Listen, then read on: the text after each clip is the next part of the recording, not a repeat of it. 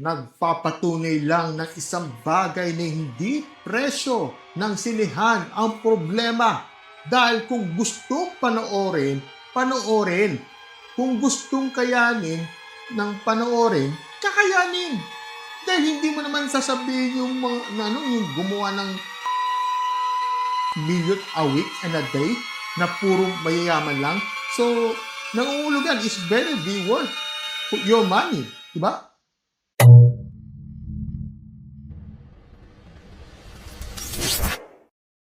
Hello mga stories, welcome back sa mga random reaction show dito sa ating channel mga stories. O pala sumayti, no, may isang post na lumabas na talagang nagpapainit ng dugo ko at napaisip sa akin nung masinsinan.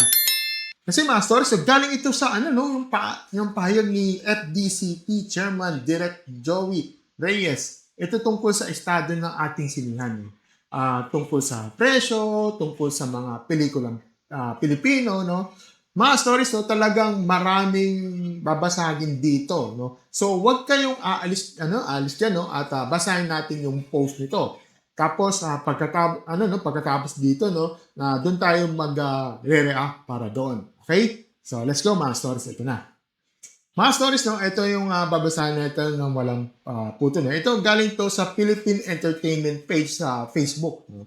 Ito yung sabi na hindi presyo ng sinihan ang problema. So, ito yung sinabi niya. Isinawat ni Film Development Council of the Philippines o FDCP Chairman Jose Javier Reyes, kilala nating bilang Direk Joey, na nakaka 600 million na ang Spider-Man sa takilya ng Pilipinas. Samantalang yung The Odyssey at ay umabot ng 400 million. Sabi ni Direk Joey, no, nagpapatunay ng isang bagay na hindi presyo ng sinihan ang problema. Dahil kung gustong panoorin, panoorin. Kung gustong kayanin, panoorin. Kayanin panoorin. Kakayanin. Dahil hindi mo naman sasabihin na yung gumawa ng 600 million in a week and a day ay purong mayayaman lang. So, nangangulugan is better be worth your money. Diba? At nakakalungkot din yung 5 weeks na walang bagong pelikulang Pinoy na ipinalabas sa mga ating mga sinihan. Walang bagong Pinoy movie sa local cinemas sa buong buwan ng Hulyo 2026. So, last month pa yun, di ba? Ito yung sabi ni Direk Joey, no? Well, hindi ako nagtataka dahil sa hirap ng paggawa ng pelikula. Yung gastos sa paggawa ng pelikula na pataas ng pataas. At saka, bihirang-bihira ang kumikita. Kasi up to now, ilan ba ang kumita this year? 2? Kung minsan sasabihin mo, ay, talagang hindi sila nagpo-promote o nagpo-produce. Kasi kaya yun yung problema natin. Manghikayat ng producers na mag-produce pa rin. Ayun, doon natapos yung post. Courtesy ni Joey Reyes. Okay. Stories, no? Ko dito, no? Itong aking take, no? Ito yung aking reaction ko dito, mga stories. Well, diretso lang ako dito, okay? Wala akong ligo-ligo dito. Una sa lahat, no, mga stories. Ganung aspeto yung statement niya, no? Tama si Direk Joey dito. Tama siya doon, okay? Hindi presyo ng sinihan ang problema dito. At yan ang masakit na katotohanan na hindi gustong marinig ng maraming tao. Kasi, ano ba naman? 600 million ang Spider-Man sa isang linggo, in a week niya na. At isang araw, 400 million ang Odyssey. Mga stories, yan ang napakalaking pera. At hindi mo pwedeng sabihin na puro mayayaman lang yung pumapasok sa sinihan para manood ng Spider-Man, di ba? Hindi. Pumila ang mga karaniwang Pinoy dyan, yung mga estudyante, yung mga empleyado, yung mga pamilya, gumagastos sila, Naghahanap sila ng paraan, nag-overtime, nagtitipid ng ibang bagay para lang mapanood. Yung gusto nilang panoorin, no? So, ano ang ibig sabihin nun? Ibig sabihin nun, mga stories, no? Hindi yung presyo ang hadlang dito, eh. Yung hadlang ay yung content. Yung content yan, no? Ay hadlang yung may ano, ay ang hadlang ay yung may ano, kalidad, eh. Yung hadlang ay kung worth it ba ang pelikula para gumastos ang tao ng kanilang pinaghirapang pera. At dito pumapasok yung, masakit na part dito. Bakit kaya ang mga Pinoy willing gumastos ng daang-daang piso para sa Hollywood films, no? Pero 'pag Pinoy movies, pagdating doon, dalawang beses iisip, "Okay, sige, maraming dahilan 'yan, okay." Pero kung ibo-boil down mo, no, kung ibo-boil down mo, isa lang 'yan mga ka-stories, eh, trust. Nawala na yung trust ng maraming moviegoers sa pelikulang Pinoy. At hindi naman basta-basta na nawala 'yan, eh. Hindi naman nagising ang mga tao isang araw tapos sinabing, "Ayoko na ng Pinoy movies." Ganyan na. Okay, hindi, eh. Alam niyo kung bakit hindi nawala yon? Dahil paulit-ulit na silang nadidismaya. Paulit-ulit sila pumupunta sa sinehan, open-minded, no? Tapos ang nakikita nila, parehong formula, parehong love team, parehong predictable sa storyline, parehong hugot lines na recyclable, parehong ending na parang teleserye lang na nilagay sa malaking screen. At saka mga stories sa mga, kung napanood niyo yung aking video ko dati, yung last December pa yon 2025. Ito yung random reactions ko, no? Ito yung topic na natin, yung mga moviegoers, no? Pangit na ba yung mga pelikula ngayon? Ito yung na-featured ko natin kay Dr. Seuss noon. Doon tinalakay na natin yan, no? Doon sinabi ko na ang problema na maraming Pinoy moviegoers, hindi nila tinitingnan yung filmmaking aspect. Basta maganda, oo. Basta nandun yung idol nila, 5 stars na agad. Di ba? 5 stars na agad. Hindi tinitignan yung cinematography. Yung director, yung writing, yung sound design, yung production design, etc. Nada. At dahil sa ganyang culture, no, kung dahil sa ganyang culture na yan, mga stories, hindi na po-push ang mga filmmakers na nag-improve. Bakit pa sila mag-i-improve? Kung kumikita naman, kahit mediocre yung quality. Diba? Pero ngayon, mga stories, itong taon na to, itong buwan na to, narito na tayo, resulta na lahat niyan. 5 weeks na walang bagong pelikulang Pinoy sa sinehan. Buong buwan ng Hulyo 2026, last month. Buong buwan, take note, buong buwan. Wala. Zero. Nada. At parang walang pumapansin. Parang normal na lang, eh. Parang normal na lang, stories, hindi yan normal. Alarming ito. Alarming na. Yan ang nakakatakot para sa industriya ng pelikulang Pilipino. Well, ito sabi ni Direk Joey, dalawa lang daw ang kumikita this year. Dalawa out of lahat ng Pinoy movies na lumalabas this year.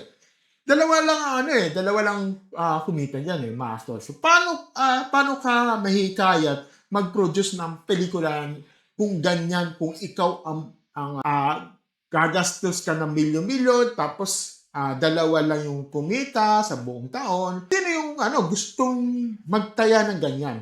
Walang tama ang utak na businessman ang maglalagay ng pera sa ganitong sa ganung investment. At dito ko gusto i-point out yung isang malalim na issue na hindi natatakil lang masyado ang problema, masters. Systemic ito, eh. Hindi ito basta problema ng isang filmmaker o isang producer. Ito ay problema ng buong sistema. Unang, ang malang production cost. Tumaas ang lahat. Yung equipment, yung talent fee, yung location, yung post-production, lahat tumaas, di ba? Pero yung ticket sales na yan, hindi naman proportional ang pagtaas, eh. Kasi nga, ayaw ng mga tao pumunta sa sinehan para sa Pinoy movies. Di ba? Pangalawa, ito, distribution system.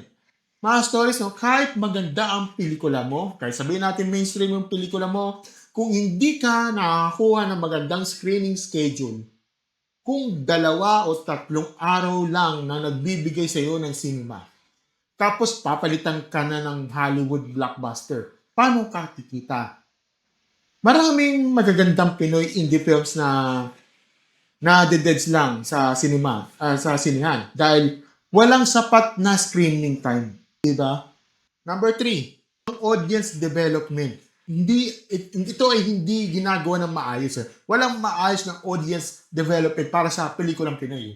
Hindi tinuturuan ng mga tao na maging discerning moviegoers. Kaya nga, katulad yung sinabi ko video sa dati, yung dati ko yung video na to, maraming Pinoy ang nagbabase lang sa rating, sa emotion nila, hindi sa actual quality ng film.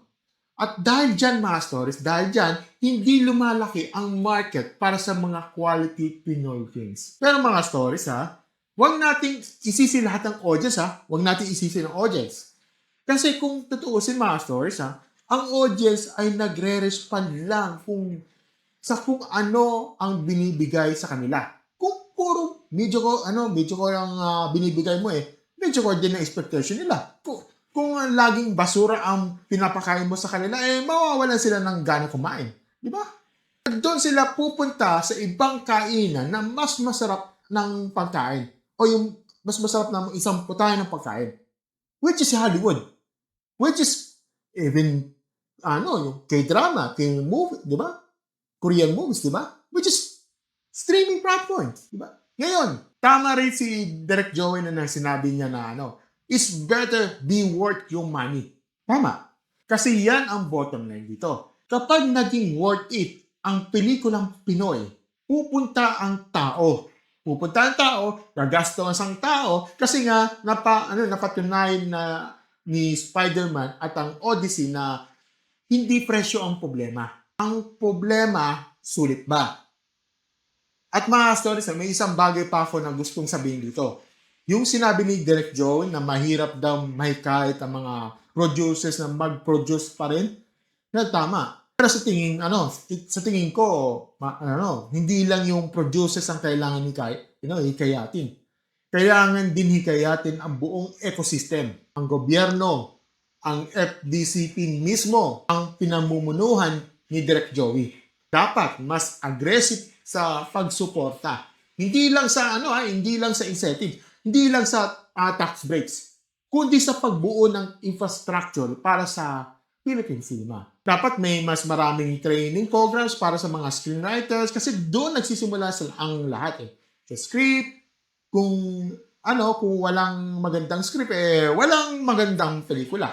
Kung walang magandang pelikula, walang audience. Kung walang audience, walang kita. Kasi kung walang kita, walang producer na magpo-produce. Yan ang cycle ng pagka-dance ng industriya. At ito pa, mga stories. Ito pa, mga bakit kaya pag MMFF, bigla-bigla may mga Pinoy movies na kumikita? Bakit? Kasi walang competition mula sa Hollywood during that time. Kasi captive audience ang mga tao dahil holiday season. Kasi may tradition na pupunta sa sinihan kapag Pasko. Imagine mo yun? Kasi yung that time kasi, yun yung kasi yung traditional nila, yung parang pupunta sila tuwing Pasko. Ba't sila pupunta na Bakit Pasko? Siyempre, 13-month pay. Christmas bonus. Siyempre, yung Christmas bonus, yan. Diba? Pang sine.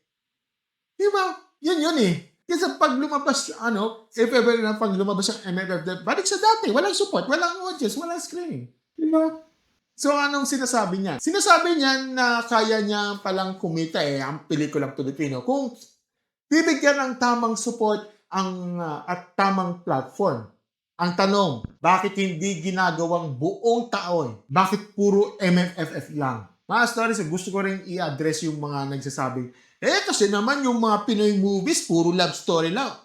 Sige. May punto kayo. May point kayo doon. Pero hindi naman lahat ng Pinoy movies ay love story. May mga action, may mga thriller, may mga horror, di ba?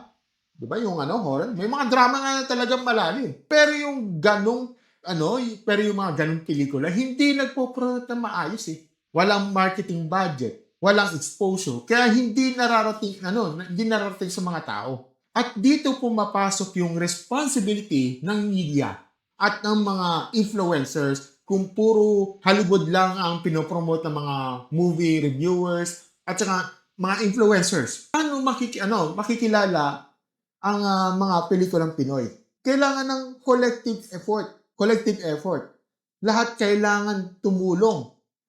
Mga filmmakers, producers, gobyerno, media, at even kayo, mga audience, kayo, mga stories, di ba? Kailangan mayroong ding effort para dyan. Even yung mga comment sections, di ba? Even yung mga pag-post lang. Yun ang effort yun, di ba? Mga stories, kung gusto niyo ng mas malaking discussion tungkol sa topic na to, no? May video ako dati, yung sa random reactions ko, no? Yung mga movies, part of pelikula, gano'n, no? Ito yung kay Dr. Zeus, no? Doon sa tinalakay natin in detail, no? Kung bakit ganito ang estadyo yung Philippine cinema. Kung bakit puro emotion-based ang pag-rate ng mga Pinoy sa movies, no? Kung bakit puro idol worship ang basehan, imbes na quality. Well, nasa description ko, no? At sa baba, no? Panoorin nyo, no? Kung gusto nyo ng, may siya, naka-membership only na yun kasi dyan niya matagal na yan. Support na lang sa akin, no? 159 a month, 159 a month naman siya, no? Kasama na yung early videos yun. At saka may membership only kasi yun na kasama yan. At saka naka-archive videos yan. So, para in-depth ng discussion. Okay? So, mga stories, no? Ito ang masasabi ko lang, final thoughts ko dito, no? Well, nakakalungkot pero totoo ang sinasabi ni Direk Joey Reyes, no? Na hindi presyo ang sinihan ng problema. Well, ang problema ay mas malalim pa dyan, eh. Ang problema ay yung lack of trust na audience na pelikulang Pinoy. Ang problema ay yung rising production cost na hindi proportional sa kita. Ang problema ay yung distribution system na pabor sa Hollywood, diba? Ang problema ay yung kailangan ng support system para sa mga sa mga local filmmakers. At ang pinakamasakit na katotohanan dito, 5 weeks na walang bagong pelikulang Pinoy sa sinihan. Buong buong July na yun, 2026, last month, wala. At kung hindi tayo kikilos dito, mga stories, kung hindi tayo kikilos, kung hindi magbabago ang sistema dito, darating itong araw na ito na hindi na 5 weeks ang walang Pinoy movie, magiging 5 months na yan. Or even 1 year, 3 years na walang movie, pelikulang Pilipino. At kapag dumating sa ganitong punto dito, baka wala na tayong ma-revive pa. Kaya mga stories na, ito yung mensahe ko, no, sa mga filmmakers. Sa mga filmmakers yan, galingan nyo, no. Huwag kayo mag-settle ng mga video ko, no. Gumawa kayo ng pelikula na talagang worth na money ng mga tao. Sa mga producers, mag-invest kayo sa mga magagandang script, no. Hindi lang sa magagandang mukha, di ba? Sa gobyerno naman, kailangan mas agresibong suporta. Hindi lang salita, kundi action, di ba? At sa mga audience, no, sa ating lahat, kayo, mga stories dyan, at sa mga comments na dyan, ganyan. Bigyan natin ng chance ng pelikulang Pilipino. Pero wag tayong magbulag-bulagay kapag pangit. Okay? Maging honest tayo sa rating natin para malaman yung mga filmmakers kung saan sila na mag-improve. Diba? Kaya minsan talagang nakakalungkot dito yung pagdating sa mga ratings na talagang bulag, eh. Gusto nila 5/5, ganun, 3/5. Natalakay ko na yan, 3/5, dami na galit. May video ako dun. Kasi sa uli mga stories, no, ang pelikulang ay salamin sa ating kultura, eh. At kung mamamatay ang pelikulang Pilipino, may mamamatay din sa parte ng ating pagkakakilanlan bilang mga Pilipino. So, mga stories na build, bago tayo tapos na, dalawang tanong ang gusto ko itanong ko sa inyo. Una, sa tingin nyo, ano ang number 1 na dahilan kung bakit hindi nanonood ng mga Pinoy? Sa pelikulang ng Pinoy sa sinihan, presyo ba talaga o kalidad ng content? At saka ito, pangalawa, kung kayo ay magiging FDCP chairman, kung ikaw na magiging FDCP chairman, ano ang unang gagawin nyo para ibalik sa tiwala ng mga Pilipino pagdating sa local cinema? Comment down below. at babasahin natin yan. Kung gusto nyo mga ganitong opinionated, logical, frank, stick to the point, commentary videos, don't forget to like, share, subscribe sa ating channel, and click the notification bell sa baba. And be part of Castores membership plan for as low as 39 pesos a month. And during video, no, meron din tayo 159 a month and 399 pesos a month. Ito ang mga exclusive videos ko para sa mga Castores membership ko. As always, mga Castores, thank you and have a great Never Stores. Bye!